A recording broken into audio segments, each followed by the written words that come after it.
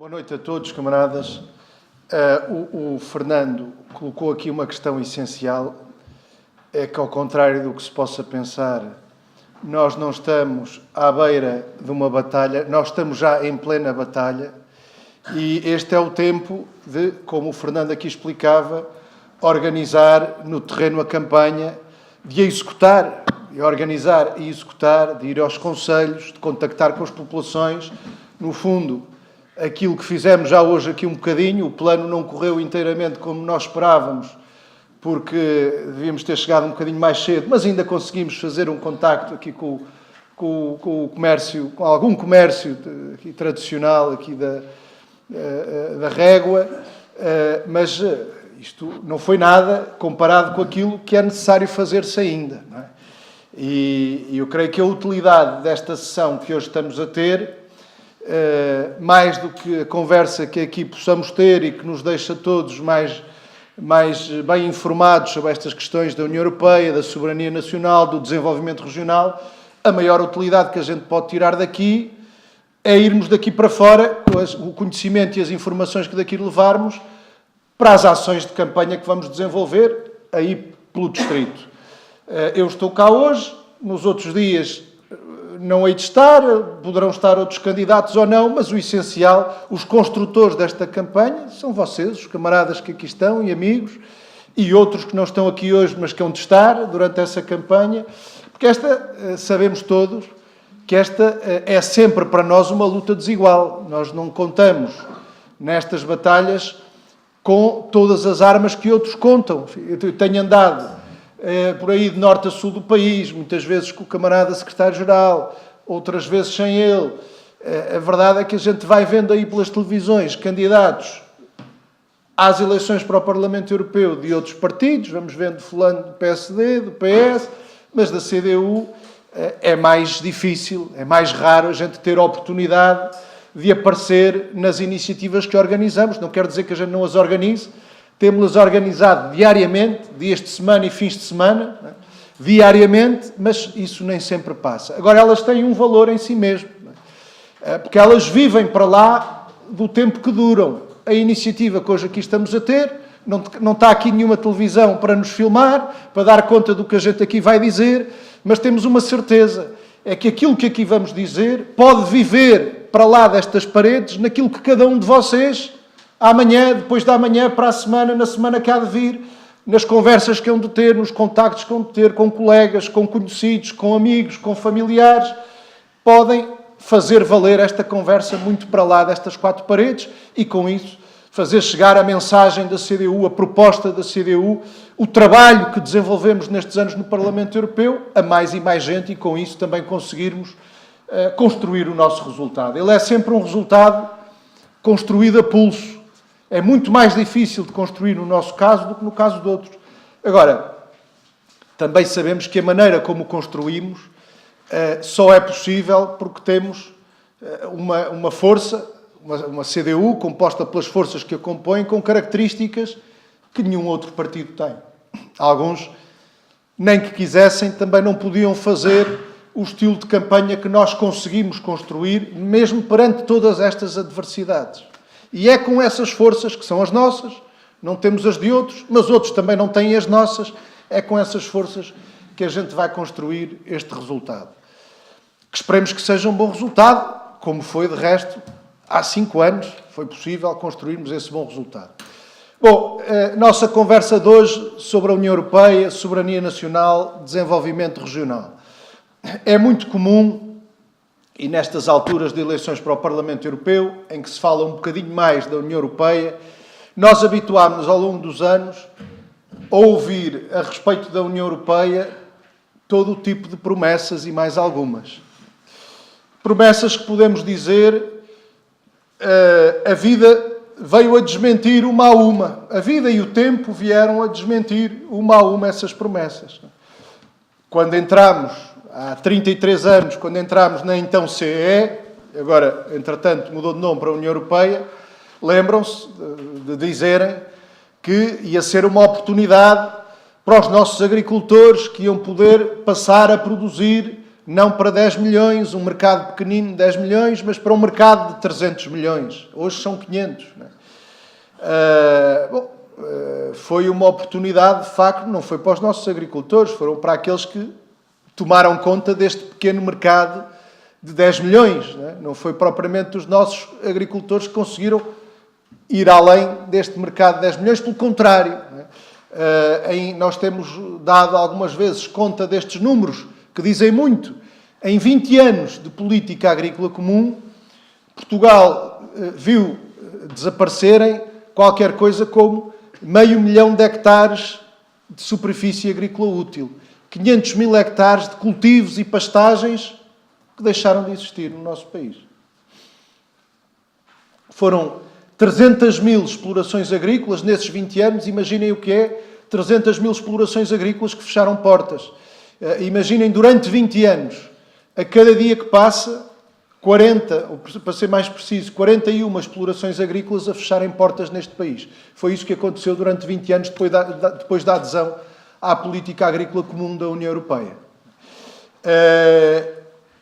Consequência, deixámos de produzir, quer dizer, não deixámos propriamente de produzir, a produção até aumentou, desapareceram muitos produtores, mas ela intensificou-se, mas se antes ela respondia mais ou menos às necessidades de consumo, o que aconteceu ao longo destes anos foi que as necessidades de consumo cresceram muito acima do crescimento da produção.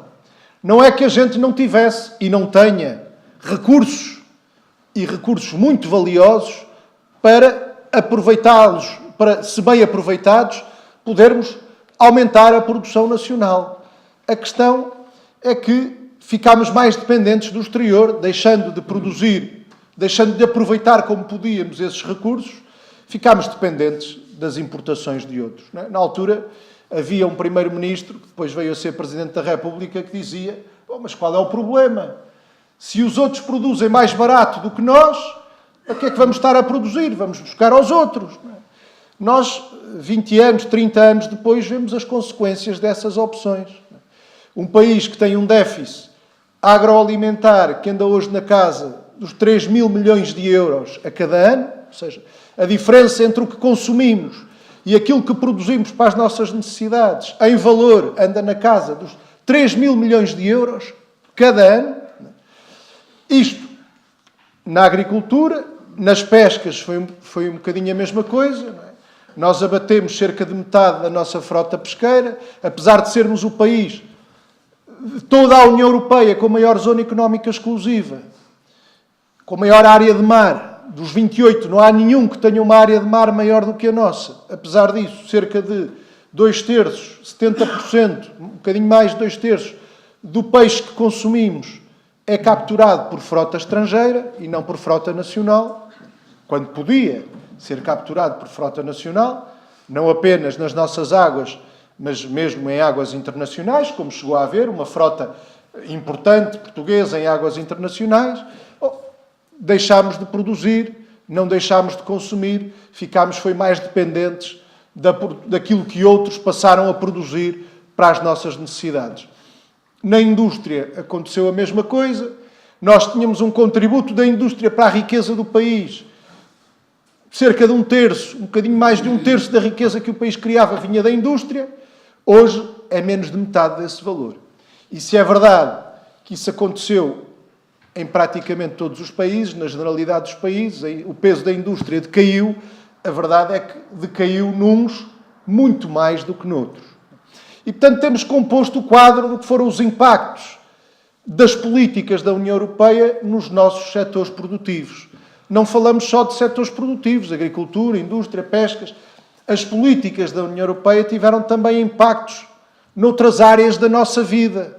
Por exemplo, toda a legislação que a União Europeia aprovou, determinando a liberalização de setores de atividade económica, fez com que, por exemplo, aquilo que antes eram serviços públicos, e, em alguns casos, setores onde tínhamos empresas públicas fortes, foram desmembradas, privatizadas, setores abertos à concorrência, diziam-nos na altura, com a concorrência todos ganhamos. A gente vê o que aconteceu.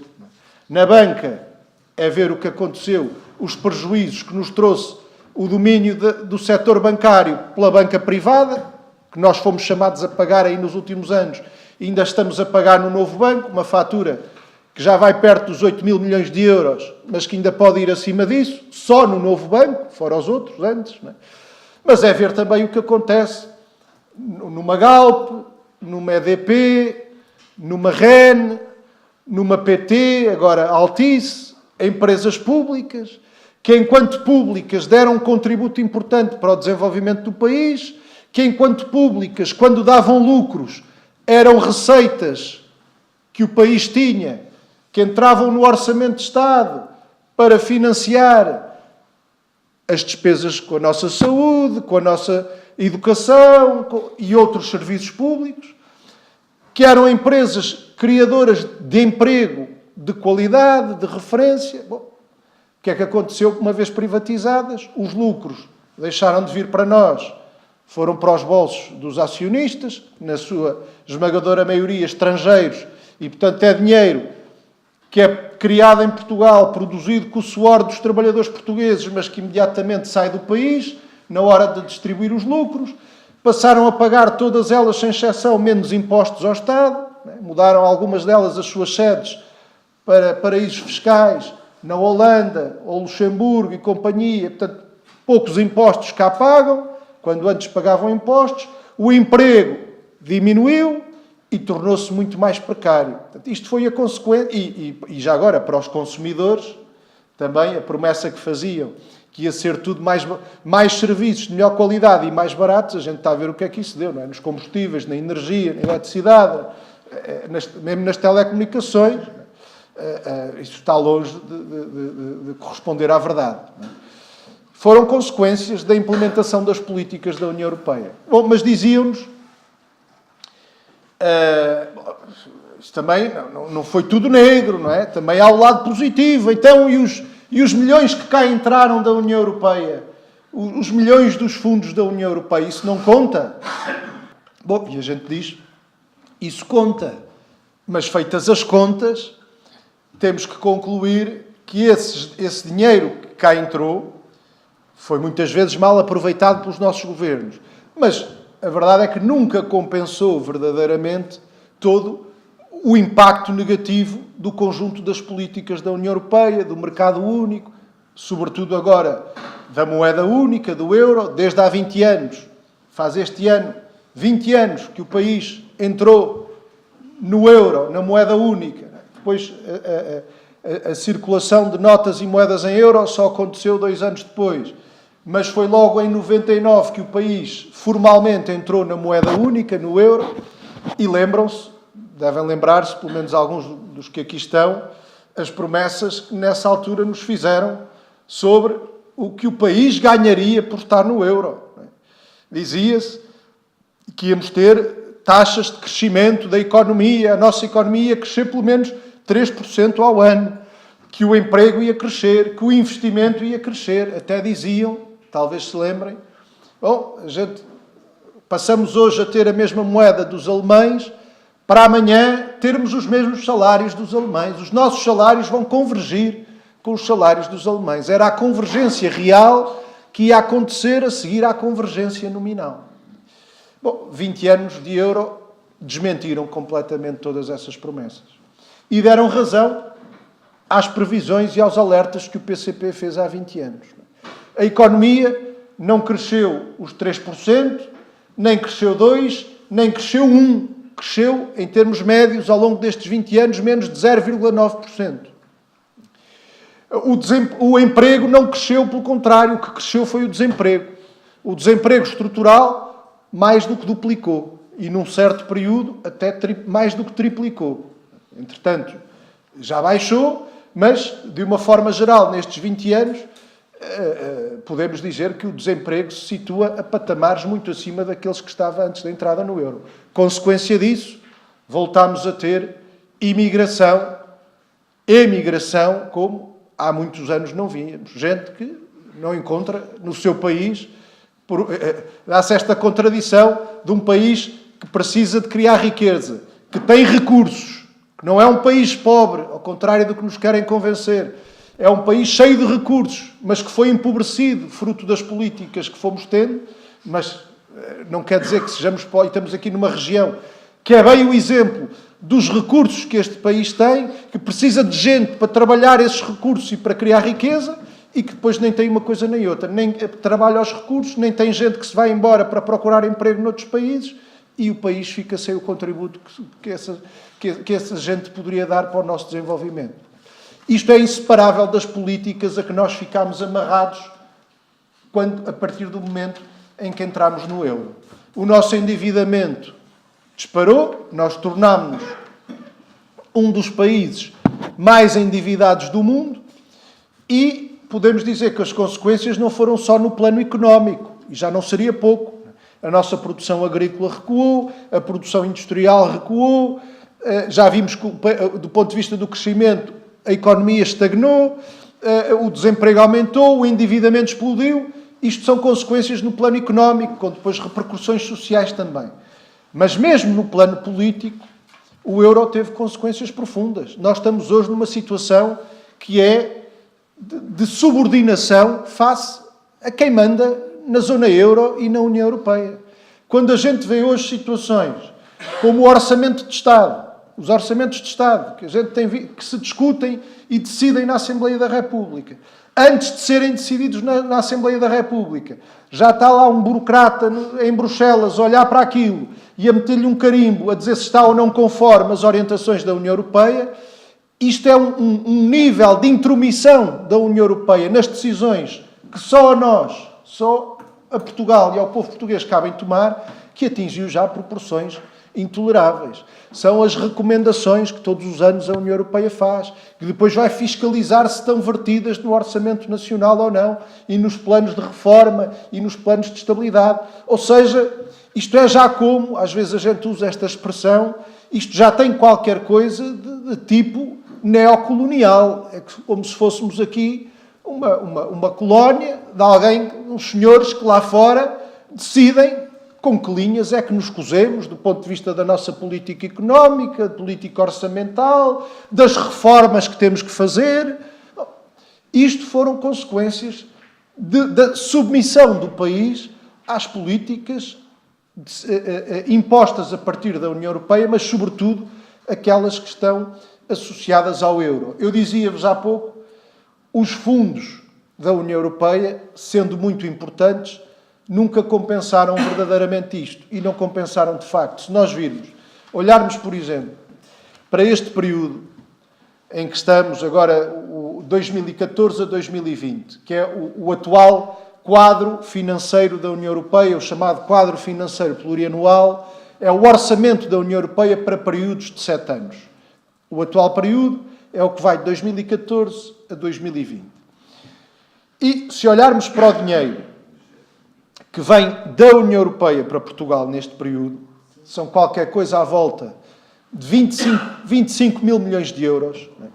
E vocês ouvem isto e dizem, como dizia o anterior presidente da Comissão Europeia, o Durão Barroso, isso é uma pipa de massa.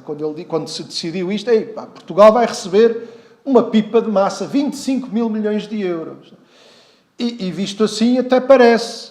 O problema, como às vezes também se dizem muitas vezes aí deputados do PSD e do PS, são 10 milhões de euros que todos os dias entram em Portugal, vindos da União Europeia. 10 milhões de euros. Bom, até parece, mas se a gente olhar, isto é o que entra em Portugal vindo da União Europeia. A gente também lá mete algum dinheiro no orçamento, também contribui, não recebe só, também contribui. Mas se a gente olhar para aquilo que sai de Portugal para a União Europeia, na forma de juros que a gente paga da dívida, na forma de lucros e dividendos que, na hora de serem distribuídos, porque o capital estrangeiro e de alguns países da União Europeia tem muito peso na economia nacional e, portanto, quando se distribuem lucros, esse dinheiro vai para aqueles países, não fica cá.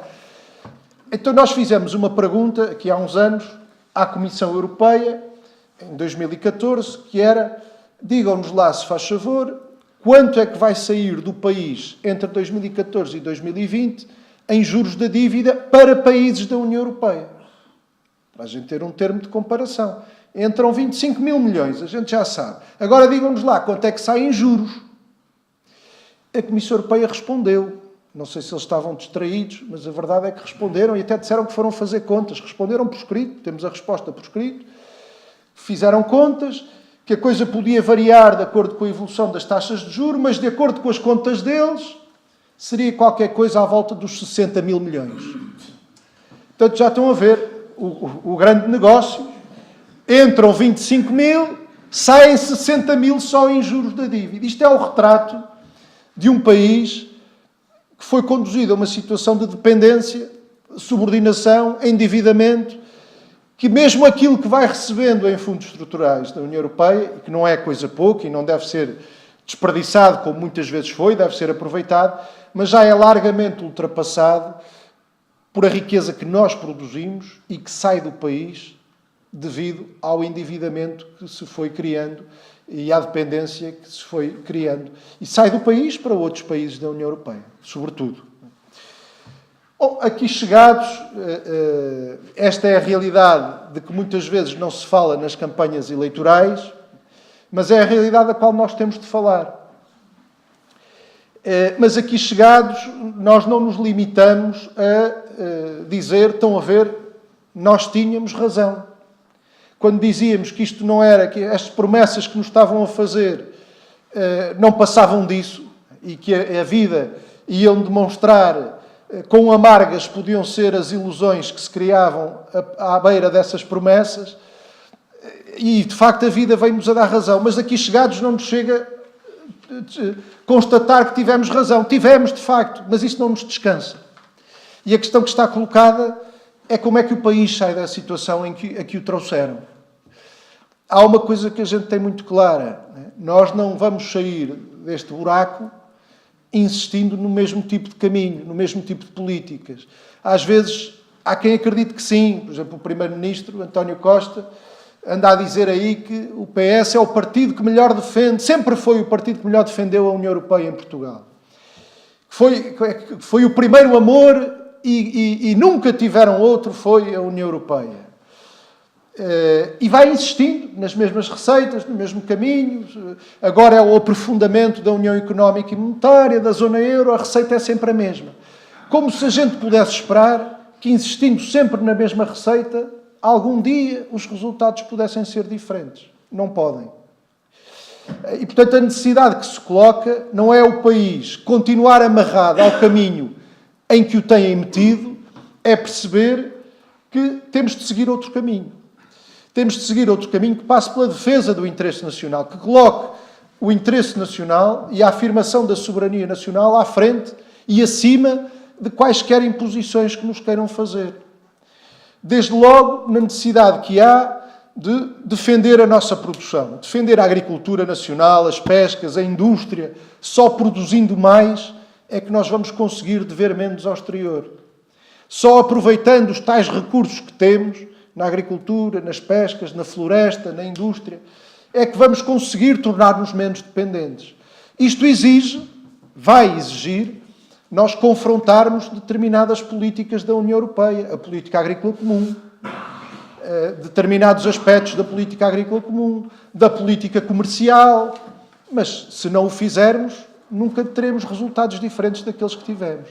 Nós temos de recuperar para o país empresas que foram do país, estratégicas e que nos foram retiradas. Recuperar para o controle público essas empresas, porque é a única garantia, começar na banca, é a única garantia de que elas funcionam para ajudar a economia, ajudar as empresas e as famílias, e não servir-se da economia, das empresas e das famílias para enriquecer acionistas e depois deixar buracos que todos somos chamados a pagar.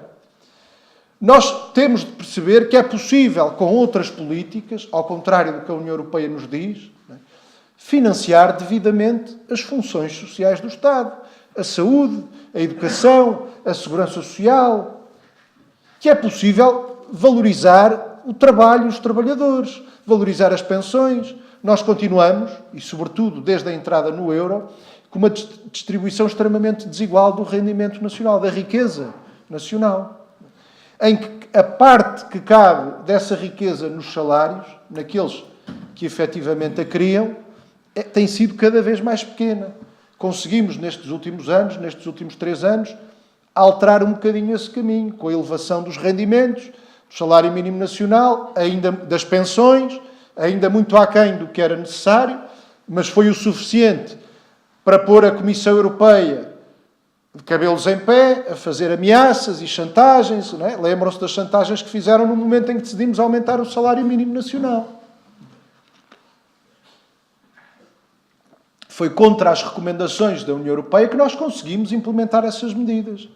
Mas verdade seja dita que se há problemas que não conseguimos ainda resolver é porque o PS, e nisso não se distingue do PSD e do CDS, continua amarrado, voluntariamente amarrado, a muitas dessas imposições da União Europeia.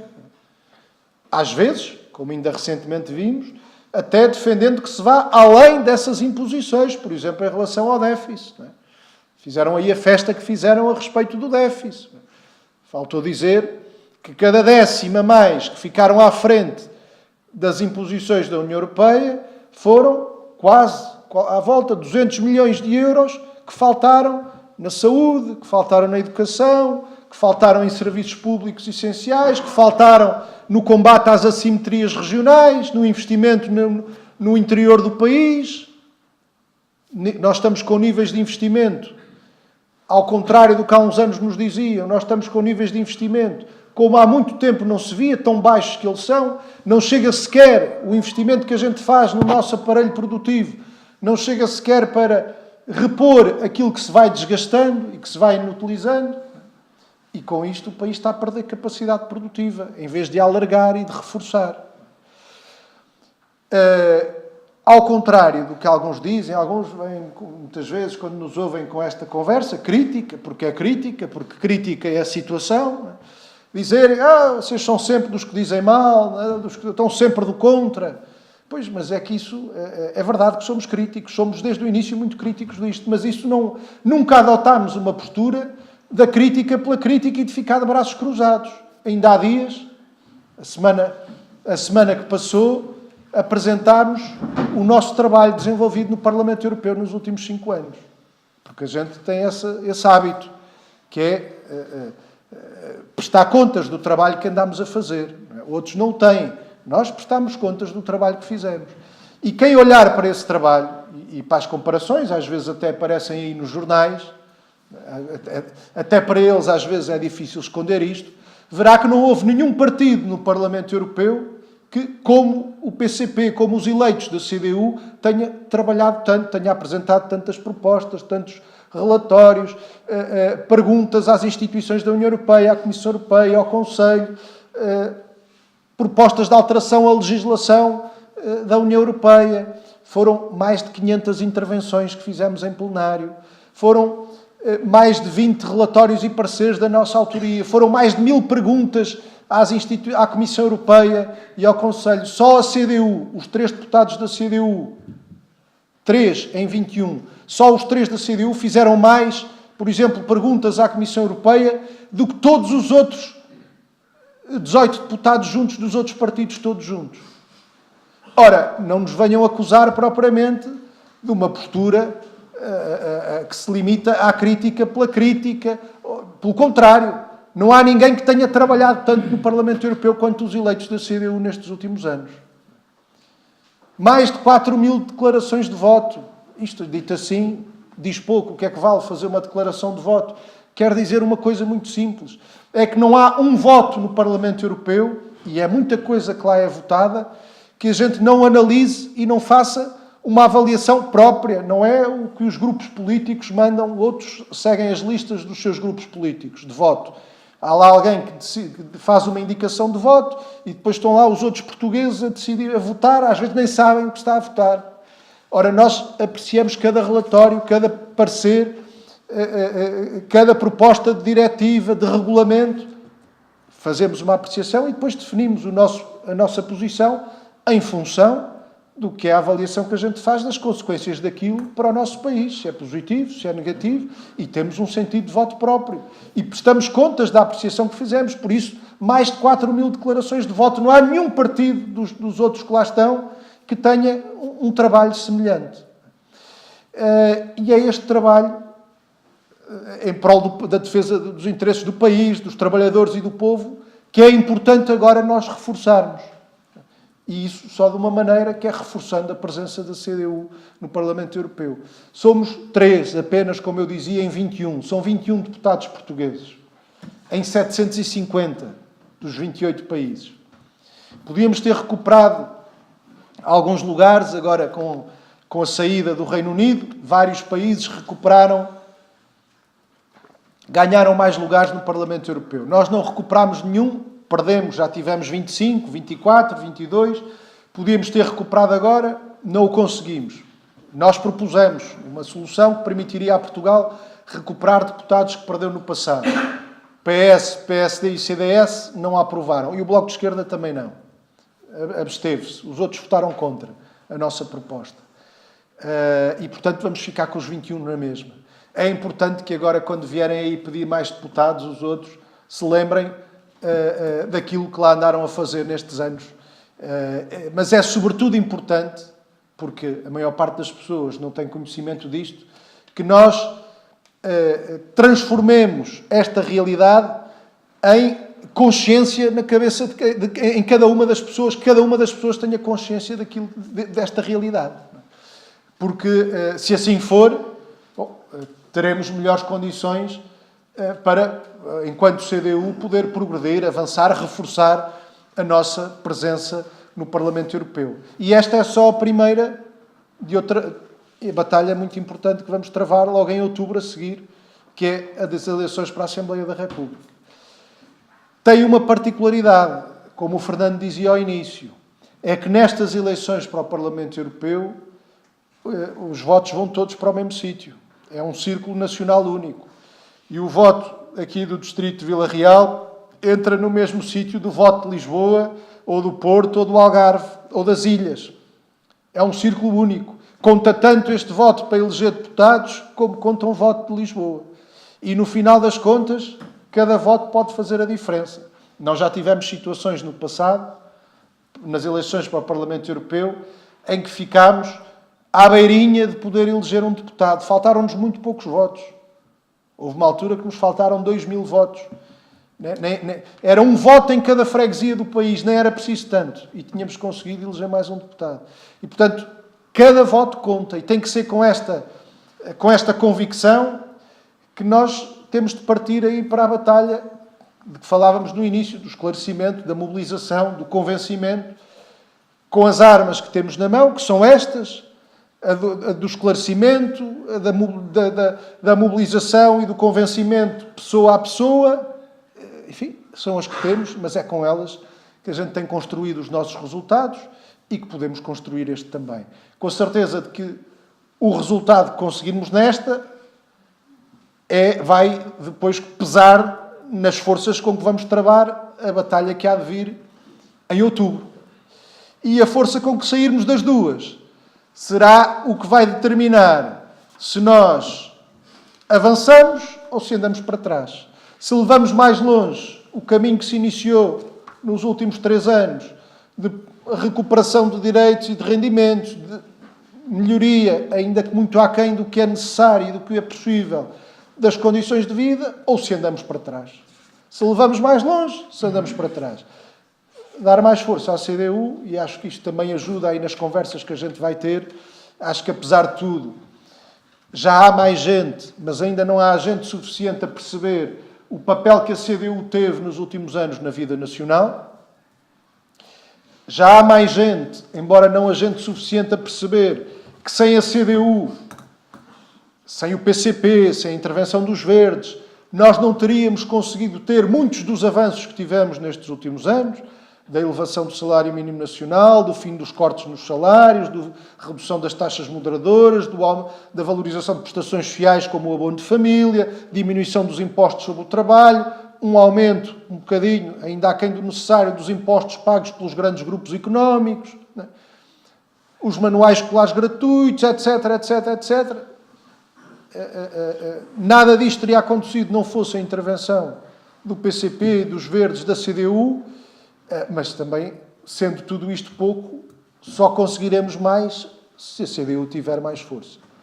Não nos esqueçamos que há 3 anos e meio, na noite das eleições, em 2015, havia 2 partidos a fazerem a festa, que era o PSD e o CDS, convencidos que saíam daquela noite com um mandato para mais 4 anos, poderem fazer no governo o que ainda queriam fazer, que tinham deixado a meio, projetos para desferir um ataque à segurança social pública, cortando nas pensões a pagamento, encaminhando a segurança social para soluções de privatização, subvertendo a Constituição da República, mexendo nas leis eleitorais, privatizando o que ainda resta de empresas públicas. Era os planos que esses 2 tinham. E naquela noite estavam a fazer a festa.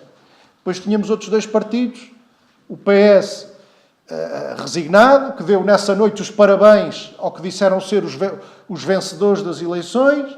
Tínhamos um Bloco de Esquerda muito satisfeito com o seu resultado, mas a dizer, bom, há uma notícia boa e uma notícia má nesta noite. A notícia boa foi que tivemos um grande resultado. A notícia má é que o PSD e o CDS vão governar mais 4 anos. E houve apenas uma força. Foi logo nessa noite o secretário-geral do PCP que disse, e foi apenas ele que nessa noite disse, eles não ganharam, eles perderam. E é possível iniciarmos um outro caminho que dê correspondência na Assembleia da República àquilo que o povo decidiu nas urnas. Que eles não ganharam, eles perderam. E só se outros não quiserem, nomeadamente o PS, é que isso não acontece. Foi o princípio do caminho que então se iniciou. Só o facto de se ter afastado os outros e ter impedido de levarem por diante os seus planos já valeu. Também valeu todas e cada uma das medidas que se conseguiram. Mas também percebemos ao longo destes anos que foi pouco. Foi pouco do ponto de vista do que era necessário responder a problemas da população, a problemas do país, que ficaram sem resposta ainda, e quando alguns desses problemas, quando não têm resposta, não ficam na mesma, agravam-se. E, portanto, a gente precisa de avançar. Não é de andar para trás, não é de ficar parados, é de avançar. E avançar só mesmo dando mais força à CDU.